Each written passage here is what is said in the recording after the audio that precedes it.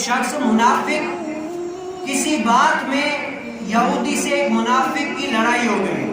ایک منافق اس کی کسی بات میں یہودی سے لڑائی ہو گئی، تو اس نے کیا کیا، یہودی نے کہا یہ اس معاملے میں ٹھیک ہوں، چلو تمہارے محمد صلی اللہ علیہ وسلم سے فیصلہ کرواتے ہیں، دیکھتے ہیں کس کے حق میں فیصلہ دیتے ہیں۔ اب جو وہ منافق تھا، منافقوں کو پتا تھا کہ اگر ہم دونوں اس لڑائی کے بارے میں حضور علیہ السلام کے پاس گئے تو حضور علیہ السلام کیا فرمائیں گے، حضور علیہ السلام تو صادق امین ہے، سچا فیصلہ کریں گے، اور یہ جو یہودی ہے اس کے حق میں دے دیں گے، میں پیچھے رہ جاؤں گا۔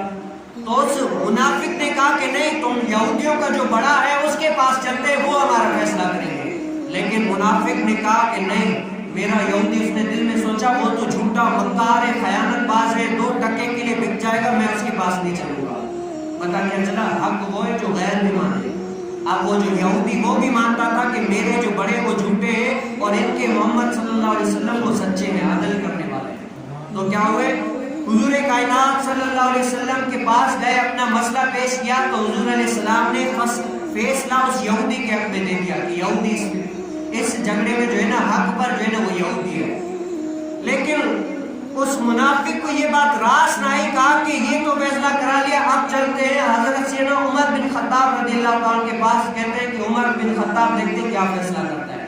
اس یہودی نے بڑا کہا کہ تم عمر بن خطاب کی بات کر رہو، یہ تو عمر بن خطاب کے بھی آقا ہیں، یہ تو حضور علیہ السلام ہے جن پر تم لوگوں نے کلمہ پڑھا ہے، انہوں نے فیصلہ کر دیا تو بات ختم ہو گئی نا۔ کہا کہ نہیں، کیسے بھی کر کے ان کو کیا لے کر گئے وہاں پر۔ تو